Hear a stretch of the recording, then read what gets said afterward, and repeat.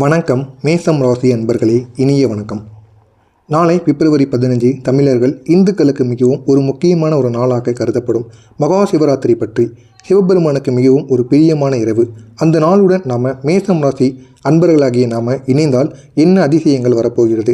நாளை நீங்கள் ஏற்ற வேண்டிய ஒரே ஒரு சக்தி வாய்ந்த தீபம் என்ன? அது உங்களுடைய குலதெய்வ கோவிலில் எப்படி வைத்து ஏற்ற வேண்டும்? இதனால் உங்களுக்கு ஏற்பட போகின்ற நன்மைகள், இதை பற்றி தான் நம்ம இந்த வீடியோவில் முழுமைக்கும் காணப்போகிறோம். மேசம் ராசிக்கு இந்த 2026 மகா சிவராத்திரியின் முக்கியத்துவம். மேசம் ராசி அன்பர்களே, கடைசி சில மாதங்களாக உங்களுக்கு நேர்ந்த கஷ்டங்கள், யாரும் எதிர்பாராத துரோகங்கள், நிதியில் ஏற்பட்ட தடைகள், குடும்பத்தில் நடந்த மனச்சோர்வு, மனதில் சிந்திக்க பிடிக்காத குழப்பங்கள், உடலில் ஆரோக்கியமான வீக்கம், வேலை தொழிலில் தடைகள், தொடர்பு கொள்ள நினைக்கும் நபர்கள் உங்களை விட்டு தள்ளி செல்வது, இவையெல்லாம் சனி, குரு, ராகு, கேது மாற்றத்தால் உங்களுடைய வாழ்க்கையில் மன ஆற்றலானது குறைந்து கொண்டு இருக்கிறது. ஆனால் அந்த நாளைய நாள் மகா சிவராத்திரி, இந்த குரு பகவானை உங்களுக்கு வாசல் திறக்கக்கூடிய ஒரு நாளாக இருக்கும். எனவே இந்த ஒரு நேரத்தில் மேசம் ராசி ஜோதிடத்தில் திதி சுத்தி, அதனுடன் நட்சத்திர பலம், அதனுடன் ராசி பலம், அதனுடன் சிவரோட தத்துவம், இந்த நான்கும் இணையக்கூடிய ஒரு நாளாக இருக்கும். எனவே இதனை மேசம் ராசி அன்பர்கள் பயன்படுத்தி கொண்டால் உங்களுடைய வாழ்க்கை நாளை மிகப்பெரிய ஒரு மாற்றத்தை நிச்சயமாக காணும். பிப்ரவரி 15 மகா சிவராத்திரி, இந்த ஒரு நாள் இரவு முழுவதும் சிவபெருமானை விழித்திருக்கக்கூடிய ஒரு நாளாக இருக்கும். இந்த நாளில் நம்ம உறங்காமல் ஒரே ஒரு மந்திரம் மனதில் இருந்தால் கூட போதுமானது. அது புண்ணியமான ஒரு கெட்ட கர்மங்களை முழுமையாக அரைக்கும். நாளைய நாளில் மேசம் ராசிக்கு திருமண தடைகள் நீங்கி இடர்பாடுகள் சரியாகும். நிதி ஓட்டமானது திடீர்னு சீராக மாறிவிடும். உடல் உயிர் சக்தி அனைத்தும் அதிகரிக்கும். வீடு மாற்றம், தொழில் மாற்றத்தில் நல்ல ஒரு திசையானது உங்களுக்கு எடுக்கப்படும். நீண்ட நாட்களாக இருந்த பயம், துயரங்கள் அனைத்தும் உங்களை விட்டு கரையும். நாளை நீங்கள் ஏற்ற வேண்டிய ஒரே ஒரு முக்கியமான தீபம், நாளை நீங்கள் சிவராத்திரியில் மேசம் ராசிக்காரங்களாகிய நீங்கள் ஏற்ற வேண்டிய ஒரு சக்தி வாய்ந்த தீபம் எள்ளு எண்ணெய் தீபம், அதனுடன் ஒரே ஒரு வெள்ளை துளசி இலைகள். ஏன் இந்த ஒரு தீபத்தை ஏற்றுகிறோம் அப்படின்னா, எள்ளு கர்ம புண்ணியத்தை சுத்தப்படுத்தக்கூடிய ஒரு சக்தி வாய்ந்த ஒரு பொருளாக இருக்கும். துளசி இலைகள் உங்களுடைய உயிர் சக்தியை உயர்த்தும். அது மட்டும் இல்லாமல் பாதுகாப்பு கொடுக்கும். இந்த இரண்டும் இணையும் பொழுது துரோக சக்திகளானது உங்களுடைய வாழ்க்கையை விட்டு அழிந்துவிடும். வீட்டின் கிரகதோஷங்கள் அனைத்தும் குறைந்து ராகு கேது தடைகள் கரைந்துவிடும். குலதெய்வ அருளானது உங்களுக்கு விரைவாக சேரும். எனவே இந்த ஒரு தீபத்தையும் இந்த ஒரு இலையையும் நீங்கள் வைத்து தீபம் ஏற்ற வேண்டும். இந்த ஒரு தீபத்தை குலதெய்வம் கோவிலில் எப்படி ஏற்ற வேண்டும் அப்படின்னா, வெளியேறுவதற்கு முன் குளித்து வெள்ளை துணி அல்லது லைட் கலர் ட்ரெஸ்ஸை நீங்கள் அணிந்து கொள்ளுங்கள். அணிந்து கொண்டு உங்களுடைய மனதில் 3 விருப்பங்களை மட்டும் வைத்துக்கொண்டு ஒருவருக்கும் சொல்லக்கூடாது. உங்களுடைய மனதிற்குள் மட்டுமே வைத்துக்கொள்ள வேண்டும். வீட்டிலிருந்து ஒரே ஒரு சிறிய மலரை நீங்கள் எடுத்து செல்ல வேண்டும் உங்களுடைய குலதெய்வம் கோவிலுக்கு. கோவிலுக்கு சென்றவுடன் நீங்கள் செய்ய வேண்டியது, முதலில் 3 முறை உங்களுடைய கோவிலை சுற்றி வர வேண்டும். இல்லையென்றால் உங்களுடைய குலதெய்வத்தையாவது வலம் வர வேண்டும். குலதெய்வத்தை வலம் வந்த பிறகு இதை 3 முறை நீங்கள் வலம் வரும்போது கடந்த 3 மாதங்கள் ஏற்பட்ட கர்மாக்கள் அனைத்தும் கரைந்துவிடும். இரண்டாவதாக, குலதெய்வத்திற்கு முன் ஒரு தீபத்தை ஏற்ற வேண்டும்.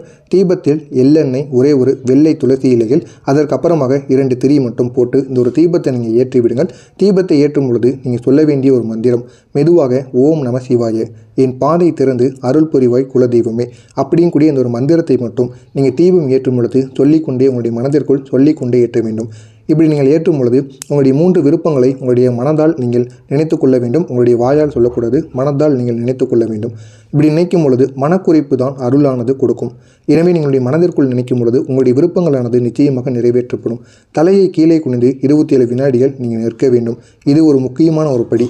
27 முறைகள் நீங்கள் தலை குனிந்து நிற்கும் பொழுது நட்சத்திரங்களோட சக்தி உங்களுடைய வாழ்வில் ஏற்படும்.